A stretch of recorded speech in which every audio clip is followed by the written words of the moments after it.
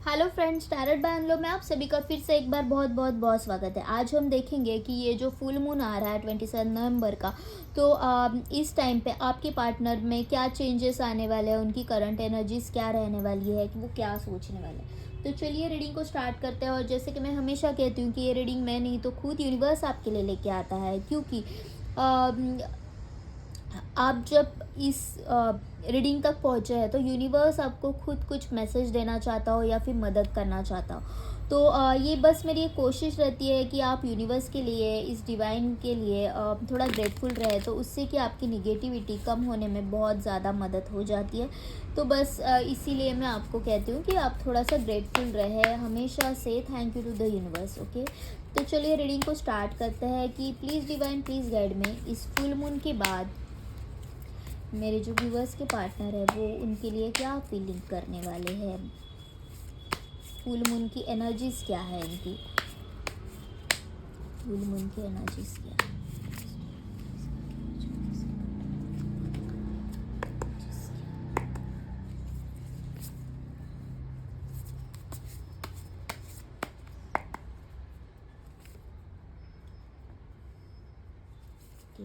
Nine of Wands, Five of Pentacles, Two of Cups,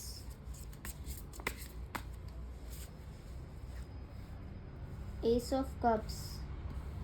वो आपके लिए बहुत प्यार फील कर रहे हैं, एक नई बिगिनिंग करना चाहते हैं।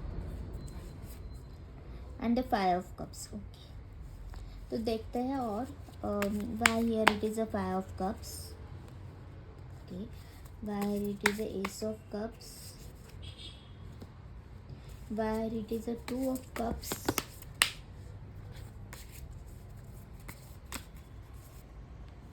nine of swords, where it is a five of pentacles, where it is a nine of wands। देखो यहाँ पे जो मैं देख पा रही हूँ, तो मुझे ऐसे लग रहा है वो आपको भुलाने की बहुत ज़्यादा कोशिश कर रहे हैं। वो चाहते हैं कि मैं जो भी हम दोनों के बीच में जो भी मनमुटाव हुआ है, जो भी गलत फहमियाँ हुई है, तो मैं इन सब को बदल दूँ और आपको भूल जाऊँ। मतलब एक मन है ना उनका, ये चाह रहा है कि एक न्यू बिगिनिंग करे। एक मन उनको आपको भुलाना चाह रहा है, लेकिन वो भुला नहीं पा रहे हैं। मतलब वो भुलाना तो चाहते हैं लेकिन वो भुला नहीं पा रहे। उनको ऐसे लगता है कि ये रीयूनियन फिर से करना है, लेकिन उनको समझ में नहीं आ रहा है कि किस तरह से वो आपके पास आए। उनके इस फुल मून के बाद उनके एनर्जीज में काफ़ी अप्स एंड डाउन्स होने वाले। एक तरफ वो ये सोचेंगे कि नहीं, we are not made for each other, चलो लेट्स फॉरगेट हर और हिम। और एक टाइम में उनको ऐसे लगेगा कि नहीं, ये रीयूनियन चाहिए मुझे, आपके साथ फिर से मुझे एक होना है। वो अभी आपके लिए काफ़ी प्यार फील कर रहे हैं, क्योंकि आप अगर पहले इस क्वीन ऑफ कप्स की एनर्जी में थे, जो कि मतलब खुद को भुला के प्यार करती थी, खुद को दे के खुद को पूरी तरह से लुटा के उनसे प्यार करती थी। लेकिन करती थी या करते थे, वॉटएवर, ये स्पेसिफिक जेंडर के लिए नहीं है, लेकिन मैं अगर लड़की हूँ तो मेरे वर्ड्स में ये आ जाता है, तो प्लीज़ कंसिडर इट। ओके, तो आप अगर पहले उनसे बहुत ज़्यादा प्यार करते थे, तो आपने ऐसे किया ना कि कभी अपने लिए थोड़ा भी टाइम नहीं निकाला। वो अगर कहे कि हाँ हम लोग आज सुबह 10 बजे मिलते हैं, तो ठीक है हम 10 बजे मिलते हैं, तो आप आपका सारा काम वाइंड अप करके उनसे मिलने जाते थे। आपके अगर कोई काम भी हो, आपकी कोई इंपॉर्टेंट मीटिंग भी हो, तो आप वो भी एडजस्ट करते थे। लेकिन ये इंसान आपके लिए इतना मर नहीं रहा था, उसका सब अपने अपने हिसाब से चल रहा था, उसका शेड्यूल फिक्स था। वो बस आपको बता रहा था कि मुझे 10 बजे टाइम है, मुझे दोपहर में 4 बजे टाइम है, मिलना है तो मिलो, नहीं तो फिर मुझे पॉसिबल नहीं है। और आप उनके हिसाब से ढल रहे थे। लेकिन अभी आप है ना, मुझे ऐसे लग रहा है कि आप वैसे नहीं हो, आप खुद की ऑरा में आ गए हो। आपको लगता है कि नहीं ये बहुत हो गया, आप काफ़ी प्रैक्टिकली डिसीजंस लेने लगे हो। आपको ऐसे लग रहा है कि हाँ प्यार है, लेकिन you are no more in a queen of cups की एनर्जी। आपको ऐसे लग रहा है कि देखो, प्यार के साथ है ना अपना करियर भी उतना ही इम्पोर्टेंट होता है। अगर तुझे तेरा करियर इम्पोर्टेंट है, तुम्हें तुम्हारा करियर इम्पोर्टेंट है, तो मुझे भी मेरा करियर इम्पोर्टेंट है, मुझे भी मेरी लाइफ इम्पोर्टेंट है। तो अभी कहीं पे जाके आप सेल्फ एस्टीम में आ गए, सेल्फ रिस्पेक्ट में आ गया, आप उनको उतना ज़्यादा भाव नहीं दे रहे हो। तब जाके उनको अपनी आपके प्यार की एनर्जीज पता चल रही है। उनको ऐसे लग रहा है कि मैंने इस इंसान को ना हमेशा के लिए भुला दिया है। लेकिन वो ये नहीं समझ पा रहे हैं कि इंसान चाहे कितना भी बदलने की कोशिश करो, लेकिन वो जो प्यार है ना वो बदला नहीं जा सकता जब तक उस जगह पे कोई और नहीं आ जाता। और अगर इनको पता है कि मेरी जगह इस इंसान के लाइफ में कोई नहीं ले सकता, तो वो एक बार ट्राई तो करे। लेकिन उनको ट्राई करने से भी डर लग रहा है। उनको ऐसे लग रहा है कि नहीं, मतलब मैंने बस गवा दिया है तुम्हें, अब इस हाल में ना कुछ नहीं हो सकता, बस एवरीथिंग इज़ जस्ट फिनिश और कुछ पॉसिबल ही नहीं है। मतलब तो यहाँ पे ऐसे उनको फील हो रहा है कि नहीं यार, अभी जस्ट गिव अप कर दो। कैसे यहाँ पे देखो सिर पकड़ के बैठे हैं, इनको समझ में नहीं आ रहा है। इनके इर्द गिर्द ऐसे इंसान हैं, ऐसे लोग हैं जो इनको मतलब नोचने के लिए बैठे हैं। देखो यहाँ पे कैसे वो इनके सर के यहाँ पे आके तमाशा कर रहा है। तो उनको ऐसे लग रहा है ना कि यहाँ पे पूरी दुनिया मुझे नोचने के लिए खड़ी है। एक तुम थे जो मेरे साथ खड़े थे, लेकिन अब तुम भी नहीं हो मेरे पास, तो मतलब मैं अब करूँ तो क्या करूँ। तो इनकी हालत ना ऐसी है, मतलब उनको एकदम डरावने सपने आते हैं। उनको ऐसे होता है कि नहीं यार मैं क्या करूँ, मतलब मैं तुम्हें भुला भी नहीं पा रहा हूँ, तुम्हारे साथ रह भी नहीं पा रहा हूँ। वो आपसे बात करना चाहते हैं, लेकिन ये चाबी है ना वो उनको मिल नहीं रही, उनको समझ में नहीं आ रहा। क्योंकि ऐसे हो रहा होगा ना कि आप ना अभी बहुत प्रैक्टिकल हो गए, बात बात पे उनके ऊपर गुस्सा हो जाता है, बात बात पे आप उनको सवाल जवाब कर रहे होंगे। और ऐसा भी कई बार हुआ रहेगा कि अब जैसे पहले अगर आपने वो उस लड़की की स्टोरी आपको पता है कि वुल्फ वाला जो अब हम लोग बचपन से सुनते आ रहे हैं, जो एक भेड़िया आता है और वो भेड़िया उसकी बकरियों को खा, मतलब वो झूठ बोल रहा होता है पहले कि वो भेड़िया आया और फिर वो बकरियों को खा गया। फिर सब गाँव वाले भाग भाग के आ रहे, गाँव वालों को 2 बार ऐसे हुआ कि गाँव वाले अपना सब काम धाम छोड़ के चले आए इस लड़के को बचाने के लिए, उसकी बकरियों को बचाने के लिए। और तीसरी बार जब जब सच में भेड़िया आया तब कोई नहीं आया, क्योंकि सबको लगा अभी नाटक कर रहा है ये बंदा। तो यही सेम सिनेरियो आपके साथ हो रहा है, मतलब इनके साथ हो रहा है। अभी क्या हुआ, जब ये लोग जब ये नाटक कर रहे थे तभी कि मेरी हालत ख़राब है, मेरे साथ ऐसा हो रहा है, मेरे साथ वैसे हो रहा है, मैं तुम्हें पता नहीं मैं किस हाल में हूँ, मैं तुमसे कितना प्यार करता हूँ। तभी वो एक्चुअली आपको चीट कर रहे थे। आपको सामने सामने तो सब दिख रहा था कि ये मुझे चीट कर रहे हैं, लेकिन फिर भी आप उनके लिए भागे दौड़े आ रहे थे। अभी ऐसे हो रहा है कि अभी दिख तो रहा है कि ये सच्चाई है, ये इंसान बदल भी गया हुआ हो सकता है, लेकिन आप है ना, आप अभी विश्वास नहीं कर पा रहे हो। मतलब आपको ऐसे लग रहा है कि पता नहीं यार इसके मन में क्या चलता है ना, ये मतलब नहीं समझ में आ रहा है। तो यहाँ पे आप है ना, मतलब बहुत अपनी सेल्फ ऑरा में आ गए और आपको ऐसे लगता है कि मुझे अब मुड़ के नहीं देखना है, मुड़ के नहीं देखना है, बस बहुत हो गया। मतलब ये तो जैसे कि लिटरली मतलब मुझे अपने ऊपर कंसंट्रेट करना है, बहुत हो गया। तो तब जाके उनको आपकी वैल्यू समझ में आ रही है। और ये सब उनकी एनर्जीज़ है। इनको ऐसे लग रहा है कि मुझे तुम्हें भुलाना है पर भुला नहीं पा रहे, रियूनियन करना है लेकिन रियूनियन नहीं कर पा रहे, एक आपके साथ एक फिर से नई शुरुआत करना चाहते हैं, लेकिन कैसे करें वो उनको मिल नहीं रहा है। तो ये है, मतलब ये सब होने वाला है, या ऑलरेडी उनकी ये एनर्जीज़ ये जो फुल मून जो नज़दीक आया ना, उसके बाद इनकी ये एनर्जीज़ ऑलरेडी बन गई है। और देखते हैं कि वो क्या फील कर रहे हैं।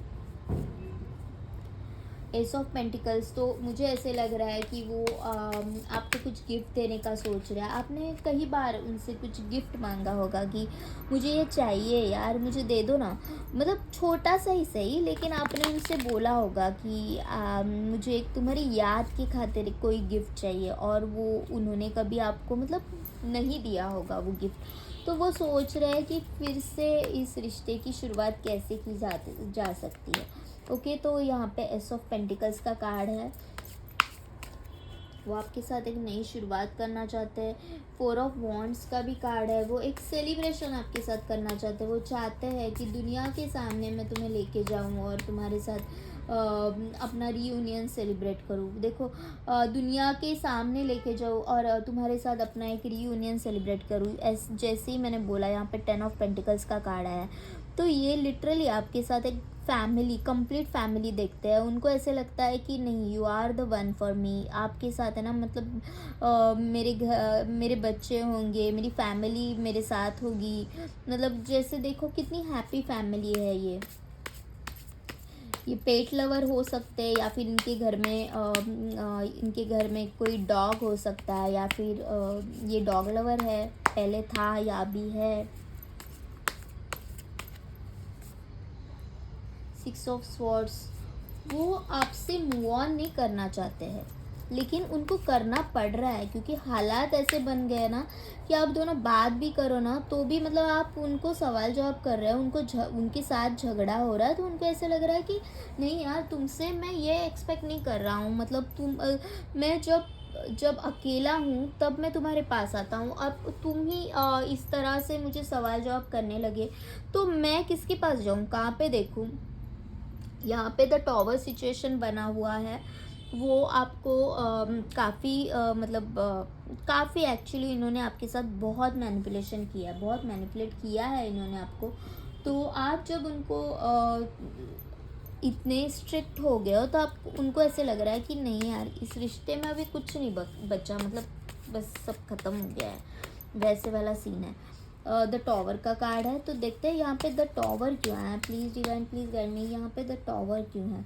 Work through your fears, okay. यहाँ पे 6 ऑफ स्वॉर्ड्स का कार्ड क्यों है।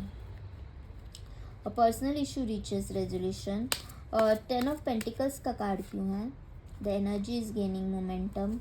4 ऑफ वॉन्ड्स का कार्ड क्यों है।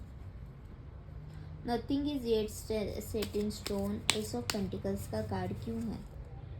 Luck is on your side. देखो वो आपके पास आना चाहते हैं, और मुझे ऐसे लग रहा है कि फुल मून के बाद अगर आप दोनों एक दूसरे के साथ बात भी नहीं कर रहे हो, या फिर कुछ मिसअंडरस्टैंडिंग आप दोनों में अभी अभी हुई है, तो मुझे ऐसे लग रहा है कि वो आपके पास आएंगे एक सॉलिड ऑफर लेके, एक सॉलिड, आप जो सोच रहे थे ना कि उनके पास से आपको अगर कोई गिफ्ट चाहिए वो सब, तो वो आपको देना चाहते हैं। Luck is on your side.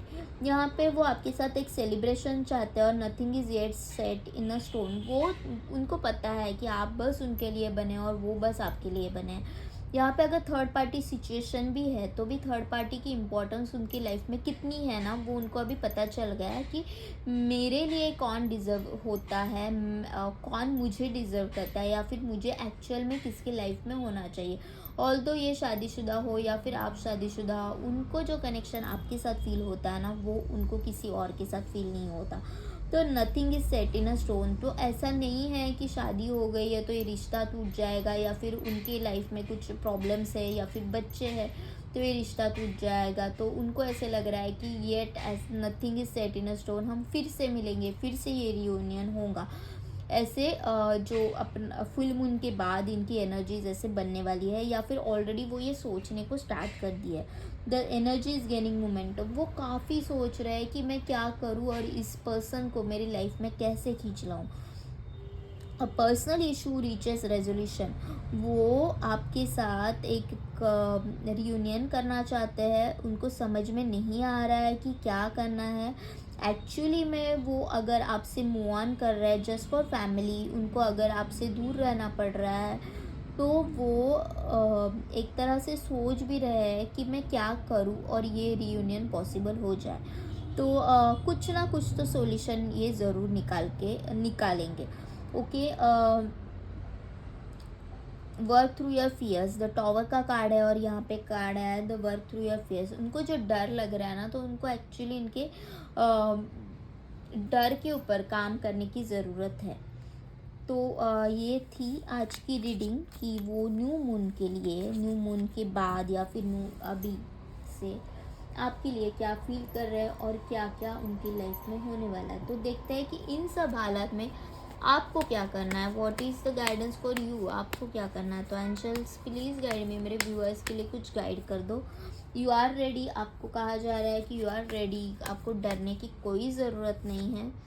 Within the next few weeks में भी आप दोनों फिर से साथ हो जाए। टेक एक्शन, आपको कुछ एक्शन लेने को कहा जा रहा है। देयर इज़ समथिंग बेटर, बहुत कुछ अच्छा होने वाला है आपके साथ, टेंशन मत लो बिल्कुल भी। बाहर it is a take action, बाहर it is a take action, बाहर it is a take action. Reconsider, okay, आपको ना आपका डिसीजन रिकन्सिडर करने की ज़रूरत है। मतलब आपने अगर उनको कुछ भला बुरा बुरा कह दिया है तो प्लीज़ रिकन्सिडर, और आप उनसे माफ़ी भी मांग सकते हो। जो भी आपको लग रहा है ना, तो एक आपके डिसीजन के ऊपर फिर से एक बार सोचो और उस तरह से एक्शन लो। There is something better, trust, trust रखो भगवान के ऊपर, डिवाइन के ऊपर। Within the next few weeks card क्यों है यहाँ पर? Success, within the next few weeks क्या आ रहा है? तो सक्सेस आ रहा है इस रिलेशनशिप में, आपको एक सक्सेस आ रहा है। यू आर रेडी का कार्ड क्यों है? In the near future, in the near future आप देखोगे कि इस रिलेशनशिप में बहुत बदलाव आएंगे, बहुत अच्छे बदलाव आएंगे, क्योंकि वो आपके पास आना चाहते हैं। और ये जो कनेक्शन है वो टूटने के लिए नहीं बना है। You are the one for each other. Okay, तो ये थी आज की रीडिंग। अगर आपको अच्छी लगी हो तो प्लीज़ शेयर, लाइक, सब्सक्राइब कीजिए, जिससे कि ये और लोगों तक पहुंचने में मदद हो जाएगी और आपको इसके नोटिफिकेशंस आते रहेंगे। तो थैंक यू इस वीडियो को देखने के लिए, और thank you for subscribing, thank you for your likes, thank you so much and thank you universe.